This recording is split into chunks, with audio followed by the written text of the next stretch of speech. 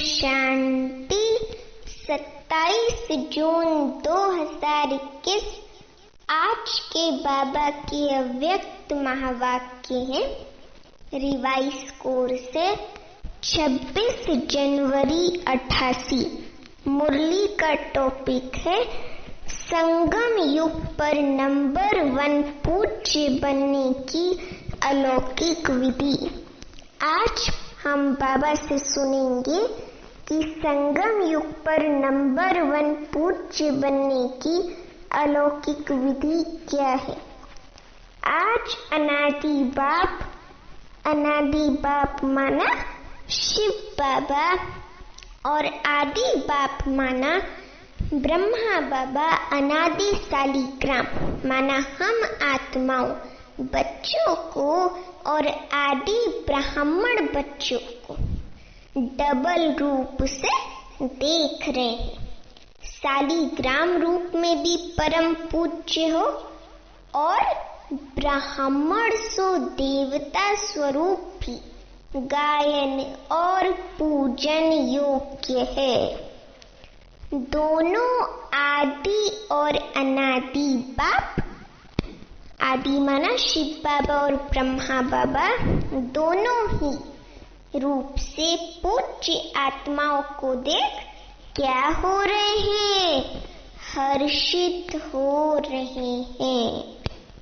अनादि बाप ने आदि पिता सहित अर्थात ब्रह्मा बाप और ब्राह्मण बच्चों को अपने से भी ज्यादा डबल रूप में क्या बनाया है? पूज्य बनाया है। अनादि बाप की पूजा सिर्फ एक निराकार रूप में होती है, लेकिन ब्रह्मा सहित ब्राह्मण बच्चों की पूजा निराकार साकार दोनों रूप से होती है। निराकार रूप में शालिग्राम रूप से होती है ना, हम आत्माएं भी एक तरह से निराकार है। निराकार माने बाबा नहीं, शिव बाबा नहीं, लेकिन आत्मा बिंदी ज्योति बिंदु है। तो हमारी शालिग्राम के रूप में निराकार रूप में पूजा होती है और साकार रूप माना देवी देवता रूप में पूजा होती है। निराकार साकार दोनों रूप से होती है। तो बाप बच्चों को अपने से भी ज्यादा डबल रूप से महान मानते हैं। देखो बाबा हमें कितना ऊंच मानता है, तो हमें भी इसी नशे में रहना है कि बाबा हमको ऊंच मानता है। आज बाप दादा बच्चों की विशेषताओं को देख रहे थे। हर एक बच्चे की विशेषता अपनी अपनी है। कोई बाप और सर्व ब्राह्मण आत्माओं की विशेषताओं को जान स्वयं में सर्व विशेषताएं धारण कर श्रेष्ठ अर्थात विशेष बन गए हैं, विशेष आत्मा बन गए हैं। और कोई विशेषताओं को जान और देख कर खुश होते हैं, लेकिन अपने में सर्व विशेषताएं धारण करने की हिम्मत नहीं है। और कोई हर आत्मा में या ब्राह्मण परिवार में विशेषता होते हुए भी विशेषता के महत्व से नहीं देखते। एक दो को कैसे रूप में देखते हैं? साधारण रूप में देखते हैं। जैसे बाबा ने बोला कि विशेषताओं को जान और देखकर खुश होते हैं, तो विशेषताओं को जब पढ़ते हैं कि लास्ट बाबा की मुरली में भी ब्रह्मा बाप की विशेषताएं थी, तो जैसे कोई भी विशेषता पढ़ी ब्राह्मण जीवन की तो खुश हुए, लेकिन अंदर में धारण करने की लगन नहीं है। तो वही बाबा कह रहे हैं कि हिम्मत नहीं है। गुण ग्राहक बुद्धि अर्थात विशेषता देखने व जानने का अभ्यास नहीं है, वह गुण ग्राहक बुद्धि अर्थात गुण ग्रहण करने की बुद्धि ना होने के कारण विशेषता अर्थात गुण को जान नहीं सकते। हरेक ब्राह्मण आत्मा में कोई ना कोई विशेषता अवश्य भरी हुई है, चाहे 16,000 का लास्ट दाना भी हो, चाहे 16,108 की माला का लास्ट दाना भी हो, लेकिन उसमें भी कोई ना कोई विशेषता है। हर आत्मा में विशेषता है, चाहे किसी आत्मा में 99 अवगुण हो, लेकिन एक गुण जरूर हो सकता है। तो बाबा करें इसीलिए ही बाप की नजर उस आत्मा के ऊपर पड़ती है। भगवान की नजर पड़ जाए, वह भगवान अपना बनावे तो जरूर विशेषता समाई हुई है।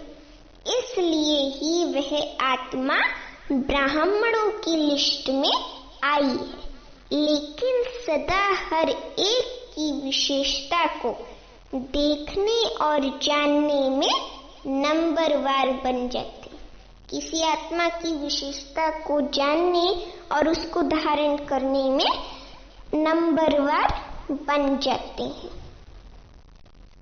बाप दादा जानते हैं कि कैसी भी भल ज्ञान की धारणा व सेवा में याद में कमजोर है। याद में माना बाबा की याद के योग के सब्जेक्ट में कमजोर है, तो लेकिन बाप को जानने, बाप के बनने की विशाल बुद्धि, बाप को देखने की दिव्य नजर, ये विशेषता तो है जो आजकल के नामी ग्रामी विद्वान भी नहीं जान सकते। बाबा कह रहे हैं जो आजकल के नामी ग्रामी विद्वान भी नहीं जान सकते, पहचान सकते, लेकिन उन आत्माओं ने जान लिया। कोटों में कोई में भी कोई इस लिस्ट में तो आ गए हो ना, सभी आ गए, लेकिन कोटों में से विशेष आत्मा तो हो गए ना। विशेष क्यों बने? बाबा अव्यक्त मुरली में तो हमसे और भी ज्यादा बात करते हैं, और बात करते हुए ज्ञान की गहराई में बाबा में ले जाते हैं। हमें पता ही नहीं चलता है, हम मुरली सुनते सुनते ज्ञान की गहराई में चले जाते हैं, एक गोताखोर की तरह। और बाबा हमें अंदर ले जाके ज्ञान की गहराई में बहुत सारे आध्यात्मिक रहस्य और बहुत सारे ज्ञान की हर पॉइंट के पीछे छुपे हुए गहरे राज भी बताते। तो बाबा कह रहे हैं विशेष क्यों बने? क्योंकि ऊंचे ते ऊंच बाप के बन गए। सभी आत्माओं में ब्राह्मण आत्माएं विशेष हैं, सिर्फ कोई अपनी विशेषता को कार्य में लगाते हैं, इसलिए वह विशेषता वृद्धि को प्राप्त होती रहती है और दूसरों को भी वे दिखाई देती है ना, चरित्रों से, बोल से, कर्म से, संकल्प से। और कोई में विशेषता रूपी बीज तो है, लेकिन कार्य में लाना ये है बीज को धरनी में डालना। देखो बाबा हमें कितनी ज्ञान की गहराई बता रहे हैं कि विशेषता रूपी बीज को कार्य में लगाना ये है बीज को धरनी में डालना। जब तक बीज को धरनी में नहीं डालें तो वृक्ष नहीं पैदा होता, विस्तार को प्राप्त नहीं कर पाते। माना वृक्ष की और शाखाएं नहीं निकल पाती हैं और उससे पत्तियां होके फल नहीं निकल पाते हैं। तो बाबा वही बता रहे हैं कि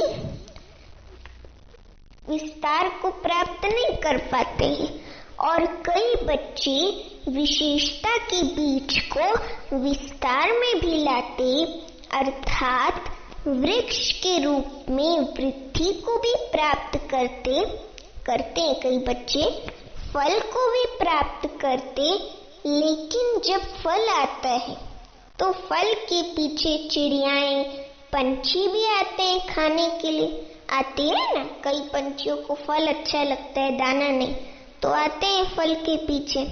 तो जब फल तक पहुंचते हैं तो इस रूप में, चिड़िया के रूप में माया आती है कि मैं विशेष हूँ, मेरी ये विशेषता है।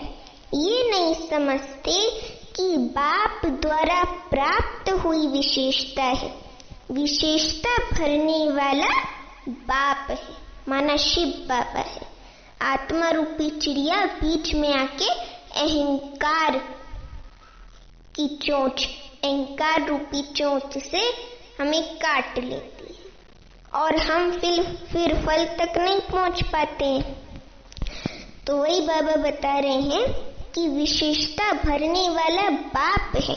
जब ब्राह्मण बने तो विशेषता आई। ब्राह्मण जीवन की देन है, बाप की देन है। ब्राह्मण जीवन की देन है और शिव बाबा की देन है। इसलिए फल के बाद अर्थात सेवा में सफलता के बाद ये अटेंशन रखना भी जरूरी है, नहीं तो माया रूपी चिड़िया, पंछी फल को जूठा कर देते या नीचे गिरा देते। बाबा कह रहे हैं या नीचे गिरा देते हैं। जैसे खंडित मूर्ति की पूजा नहीं होती, माना जाता है कि ये मूर्ति है लेकिन पूजी नहीं जाती। अगर आप समझो एक मूर्ति है और उसमें आधी कृष्ण की मूर्ति, आधी राम की मूर्ति है, तो वो खंडित मूर्ति हुई ना, एक ही देवता की एक मूर्ति होती है। तो वही बाबा कह रहे हैं, जैसे खंडित मूर्ति की पूजा नहीं होती, माना जाता है कि ये मूर्ति है लेकिन पूजी नहीं जाती, ऐसे जो ब्राह्मण आत्माएं सेवा का फल अर्थात सेवा में सफलता प्राप्त कर लेते हैं, लेकिन मैंपन की चिड़िया ने फल को क्या कर लिया है? खंडित कर दिया। इसलिए सिर्फ माना जाएगा कि सेवा बहुत अच्छी करते हैं, महारथी हैं, सर्विसेबल हैं, लेकिन संगम युग पर भी सर्व ब्राह्मण परिवार के दिल में स्नेह के पात्र व पूज्य बन नहीं सकते। ऐसे सिद्ध होगा कि पात्र व पूज्य नहीं बन सकते। संगम युग में दिल का स्नेह, दिल का रिगार्ड, यही पूज्य बनना है। फल को मैंपन में लाने वाले ऐसा पूज्य नहीं बन सकते। एक है दिल से किसको ऊंचा मानना, बाबा कह रहे हैं एक है दिल से किसको ऊंचा मानना, तो ऊंचे को क्या कहा जाता है? पूज्य कहा जाता है। जैसे आजकल की दुनिया में भी पाप ऊंचा होने कारण बच्चे पूज्य पिताजी कहकर बुलाते हैं या लिखते हैं, ऐसे दिल से ऊंचा मानना अर्थात दिल से रिगार्ड देना। आज बाबा ने दिल से ऊंचा मानने का अर्थ भी बता दिया। दिल से ऊंचा मानना अर्थात दिल से रिगार्ड देना। दूसरा होता है बाहर की मर्यादा प्रमाण रिगार्ड। मर्यादा प्रमाण रिगार्ड देना ही पड़ता है, तो दिल से देना और देना ही पड़ता है, इसमें कितना अंतर है? क्योंकि दिल से देते तो अपनी एक भावना होती है और देना पड़ता है तो मजबूरी होती है। तो वही बाबा कह रहे हैं इसमें कितना अंतर है ना अंतर। पूज्य बनना अर्थात दिल से सर्व माने, मेजॉरिटी होनी चाहिए। पहले भी सुनाया कि 5% तो रह ही जाता है, लेकिन मेजॉरिटी दिल से माने, ये है संगम युग पर पूज्य बनना। पूज्य बनने का संस्कार बाबा कह रहे हैं कि मेजॉरिटी होनी चाहिए। पहले भी सुनाया कि 5% तो रह ही जाता है, लेकिन मेजॉरिटी दिल से माने, ये है संगम युग पर पूज्य बनना। पूज्य बनने का संस्कार भी अभी से ही भरना है। लेकिन भक्ति मार्ग के पूज्य बनने में और अब के पूज्य बनने में क्या है? अंतर है। अभी आपके शरीरों की पूजा नहीं हो सकती, क्योंकि अंतिम पुराना शरीर है, तमोगुणी तत्वों का बना हुआ शरीर है। अभी फूलों के हार नहीं पड़ेंगे, क्योंकि जड़ी भूत शरीर है, तो इसमें फूलों के हार थोड़े पड़ेंगे। भक्ति मार्ग में तो देवताओं के ऊपर चढ़ाते हैं ना। पूज्य की निशानी है। क्या निशानी है? बाबा ने 5 निशानी बताई। धूप जलाना, हार पहनाना, आरती करना, कीर्तन करना, तिलक लगाना। क्या निशानी है पूज्य की? धूप जलाना, हार पहनाना, आरती करना, कीर्तन करना, तिलक लगाना। संगम युग पर ये स्थूल विधि नहीं है, लेकिन संगम युग में सदा दिल से उन पूज्य आत्माओं के प्रति सच्चे स्नेह की आरती उतारते हैं।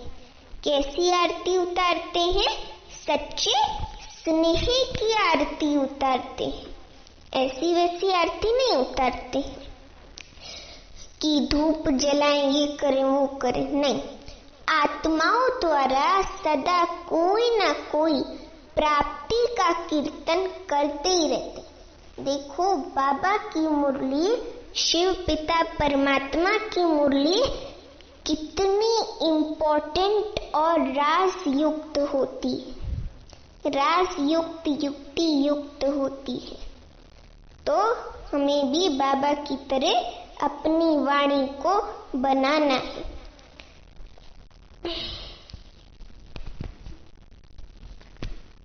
बाबा कह रहे हैं, सदा उन आत्माओं के प्रति शुभ भावना की धूप व दीपक जगाते रहते हैं। सदा ऐसी आत्माओं को देख स्वयं भी जैसे वह आत्माएं बाप के ऊपर बलिहार गई हैं, वैसे अन्य आत्माओं में भी बाप के ऊपर बलिहार जाने का क्या आता है? उमंग आता है। समझे? बाप के ऊपर बलिहार जाने का उमंग आता है।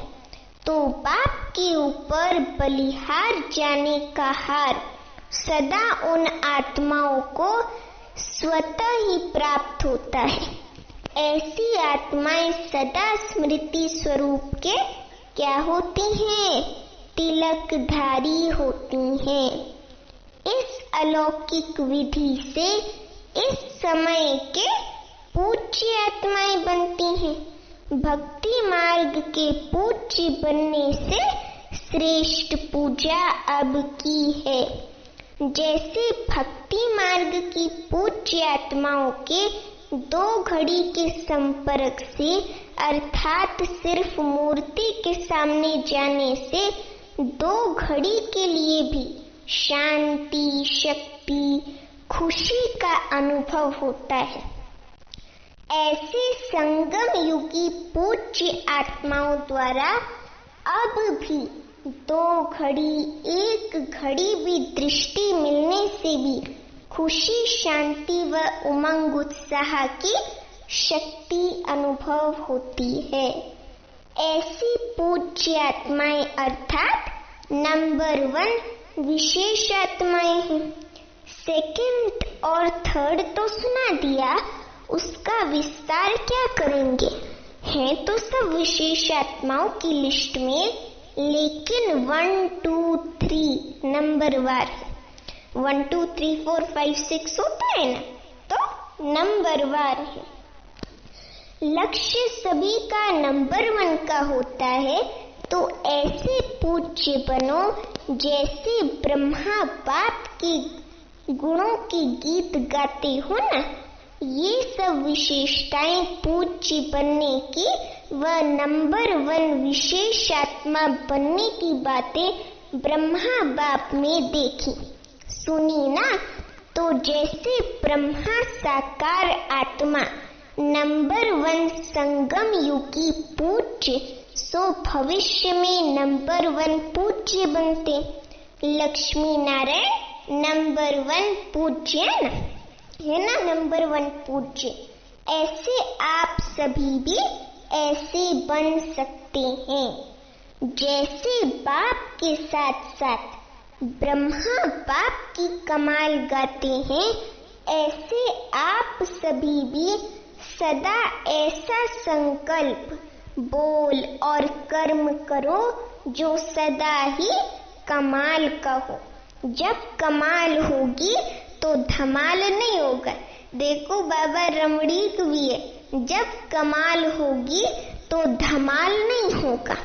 धमाल थोड़ा ही होगा जब कल होगा, जब क्या बोलते हैं भी बाबा ने बोला था, जब कमाल होगी तो धमाल नहीं होगा।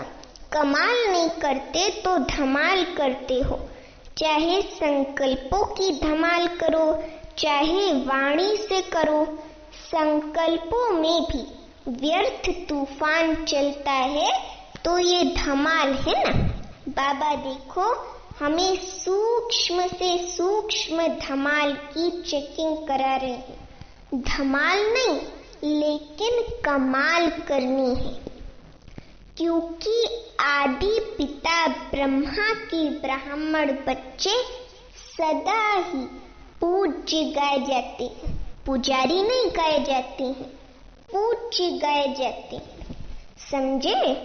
अभी लास्ट जन्म में भी देखो तो सभी से ऊंचा वर्ण कौन सा गाया जाता है? ब्राह्मण वर्ण। ब्राह्मण वर्ण कहते हैं ना। ऊंचा नाम और ऊंचे श्रेष्ठ काम के लिए भी ब्राह्मण को ही बुलाते हैं। किसके कल्याण के लिए भी ब्राह्मणों को ही बुलाते हैं। तो लास्ट जन्म तक भी ब्राह्मण आत्माओं का ऊंचा नाम, ऊंचा काम प्रसिद्ध है, परंपरा से चला आ रहा है। द्वापर से चला आ रहा है ना। सिर्फ नाम से भी काम चला रहे हैं। काम आपका है लेकिन नाम वालों का भी काम चल रहा है। जो ब्राह्मण भक्ति के नामधारी हैं उनका भी काम चल रहा है। इससे देखो कि सच्चे ब्राह्मण आत्माओं की कितनी महिमा है और कितने महान है। ब्राह्मण नाम भी अविनाशी हो गया। सोचो जरा, अविनाशी प्राप्ति वाली जीवन हो गई। देखो कितनी श्रेष्ठ जीवन हो गई, अविनाशी प्राप्ति वाली जीवन हो गई। ब्राह्मण जीवन की विशेषता है। अब सभी ध्यान से सुनो कि ब्राह्मण जीवन की क्या विशेषता है। ब्राह्मण जीवन की विशेषता है मेहनत कम, प्राप्ति ज्यादा। क्या है विशेषता?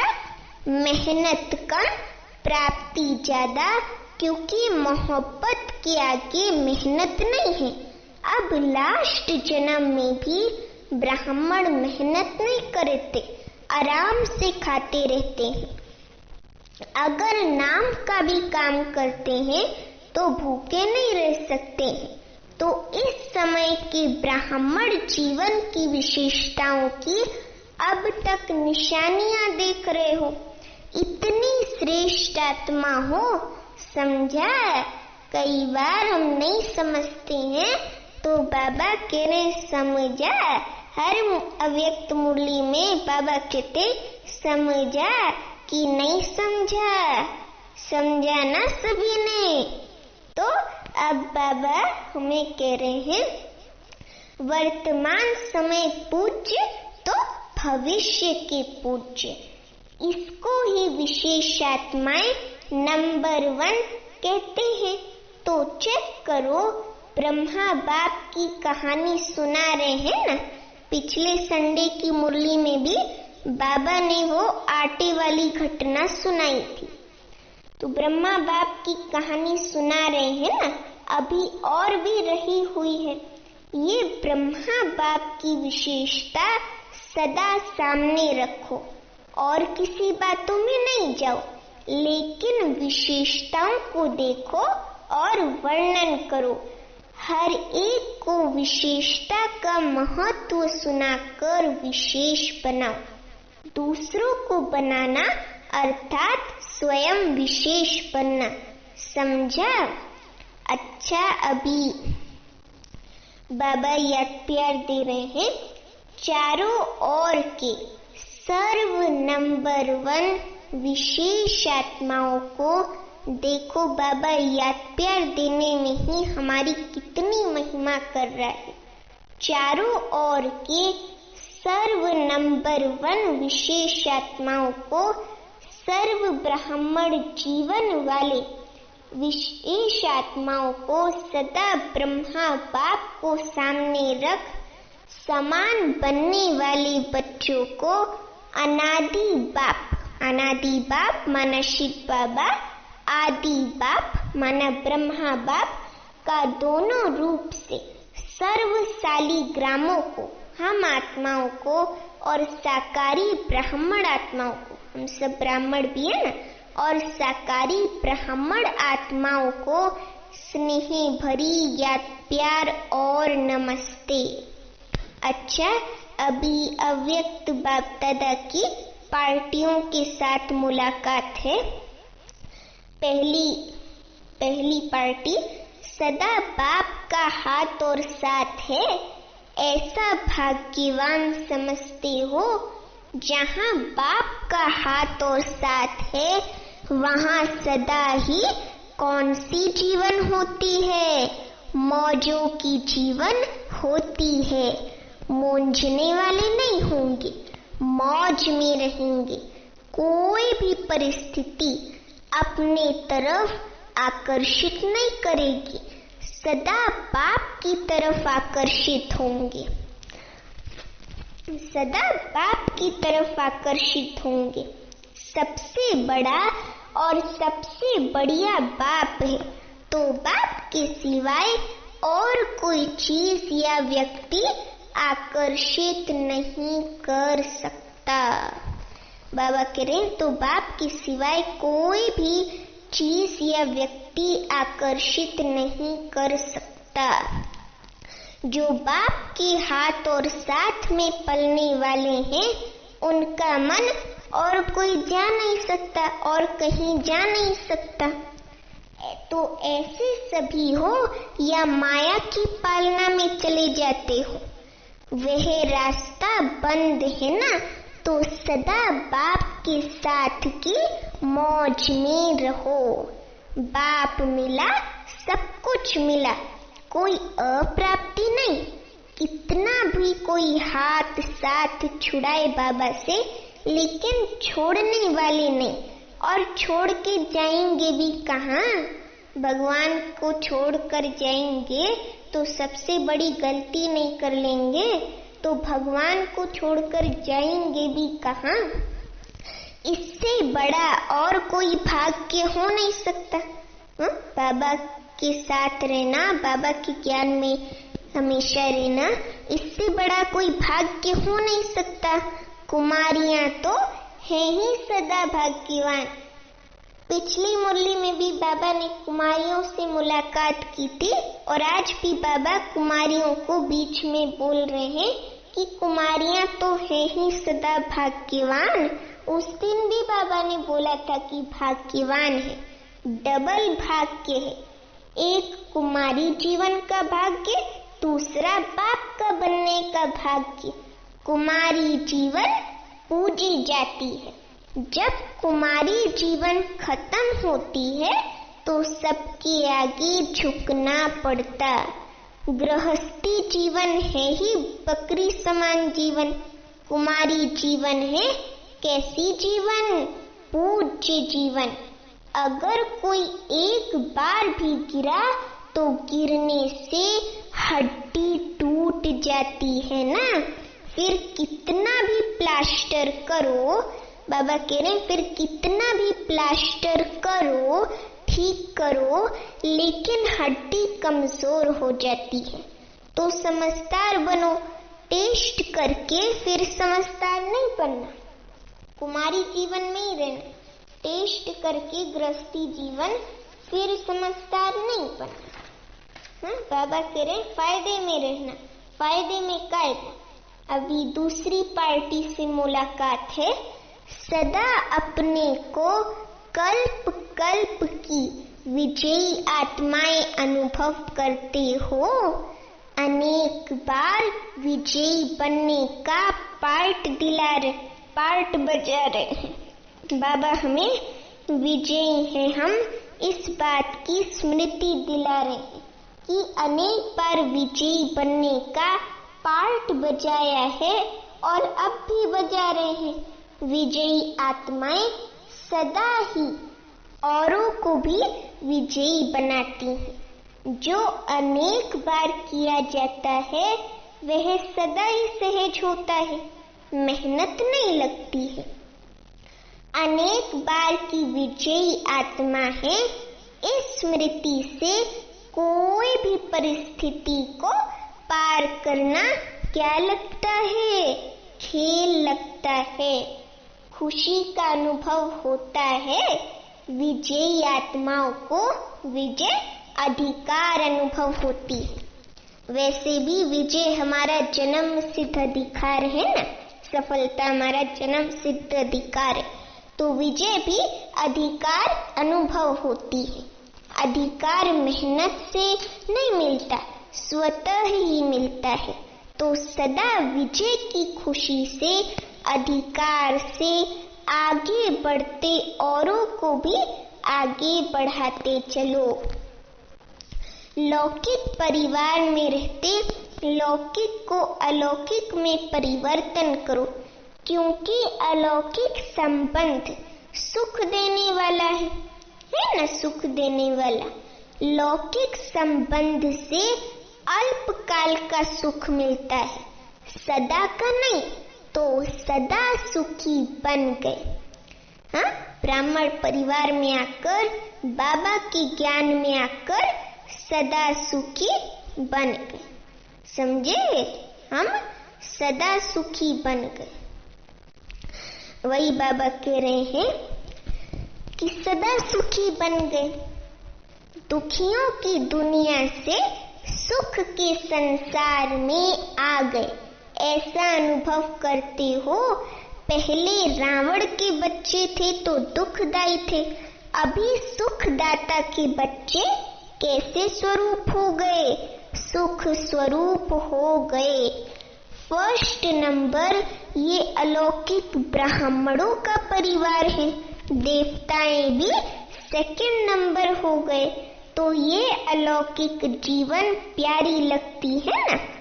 अभी तीसरी पार्टी से मुलाकात है। सदा अपने को पद्मा पदम भाग्यवान अनुभव करते हो।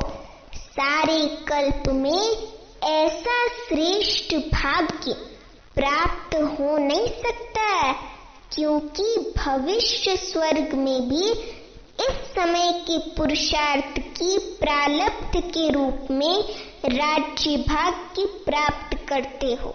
भविष्य भी वर्तमान भाग्य के हिसाब से मिलता है। महत्व इस समय के किस चीज का है? भाग्य का है। बीज इस समय डालते हो और फल अनेक जन्म प्राप्त होता है। तो महत्व तो बीज का गिना जाता है ना, क्योंकि बीज बोने से ही वृक्ष निकलता है, तो महत्व बीज का गाया जाता है, गिना जाता है। इस समय भाग्य बनाना या भाग्य प्राप्त करना या भाग्य प्राप्त होना, ये बीज बोना है। तो इस अटेंशन से सदा पुरुषार्थ में तीव्र गति से आगे बढ़ते चलो और सदा इस समय के पद्मापदम भाग्य की स्मृति इमर्ज रूप में रहे, कर्म करते हुए याद रहे, कर्म में अपना श्रेष्ठ भाग्य भूले नहीं, स्मृति स्वरूप रहो। इसको कहते हैं पद्मापदम भाग्यवान। इसी स्मृति के वरदान को सदा साथ रखना तो सहज ही आगे बढ़ते रहेंगे, मेहनत से छूट जाएंगे। अच्छा, अभी बाबा बच्चों के प्रश्न का उत्तर दे रहे हैं। प्रश्न है, लौकिक संबंध में बुद्धि यथार्थ फैसला देती रहे, उसकी विधि क्या है? बाबा का उत्तर है, कभी भी लौकिक बातों को सोचकर फैसला नहीं करना, अलौकिक शक्तिशाली स्थिति में रहकर फैसला करो। देखो बाबा ने कैसी अलौकिक विधि बताई कि अलौकिक स्थिति, शक्तिशाली स्थिति में रहकर फैसला करो। कोई भी पिछली बातें स्मृति में रखने से बुद्धि उसी तरफ चली जाती है, फिर पिछले संस्कार भी प्रकट होते हैं, इसलिए मुश्किल होता है। बिल्कुल ही लौकिक वृत्ति भूल आत्मा समझ फिर फैसला करो तो यथार्थ फैसला होगा। इसे ही कहते हैं कौन सा तख्त? आज बाबा ने नए तख्त का नाम दिया है, विक्रमाजीत का तख्त। विक्रमाजीत का तख्त अलौकिक आत्मिक स्थिति ही विक्रमाजीत स्थिति का तख्त है। आज बाबा ने ये भी बता दिया कि अलौकिक आत्मिक स्थिति ही विक्रमाजीत स्थिति का तख्त है। इस तख्त पर बैठकर फैसला करो तो यथार्थ होगा। अच्छा, अभी अव्यक्त मुरली का वरदान है, साथी और साक्षीपन की स्मृति द्वारा सब बंधनों से मुक्त होने वाले सर्वशक्ति संपन्न भव। सर्व शक्तियों, अभी एक्सप्लेनेशन है वरदान का, सर्व शक्तियों से संपन्न बन अधीनता से परे होने के लिए दो शब्द सदा याद रहे, एक साक्षी, दूसरा साथी। इससे बंधन मुक्त अवस्था जल्दी बन जाएगी। सर्वशक्तिवान बाप का साथ है तो सर्व शक्तियां स्वतः प्राप्त हो जाती हैं और साक्षी बनकर चलने से कोई भी बंधन में फंसेंगे नहीं। निमित्त मात्र इस शरीर में रहकर कर्तव्य किया और साक्षी हो गए, कर्तव्य किया और साक्षी हो गए। इसका विशेष अभ्यास बढ़ाओ। बाबा इस चीज का अभ्यास बढ़ाने को अटेंशन दे रहे, तो हमें भी इस पर अटेंशन देना है। आज का स्लोगन है, अशुद्ध और शुद्ध दोनों की युद्ध है तो ब्राह्मण के बजाय क्षत्रिय हो। अशुद्ध और शुद्ध दोनों की युद्ध है तो ब्राह्मण के बजाय क्षत्रिय हो। अच्छा, ओम शांति। तो ये थे आज के बाबा के अव्यक्त महावाक्य। बाबा ने संगम युग पर नंबर 1 पूज्य बनने की हमें बहुत अच्छी अच्छी अलौकिक विधियां बताई। तो हमें उन अलौकिक विधियों को अपनाकर अपने जीवन में नंबर 1 पूज्य बनना है। अच्छा, ओम शांति।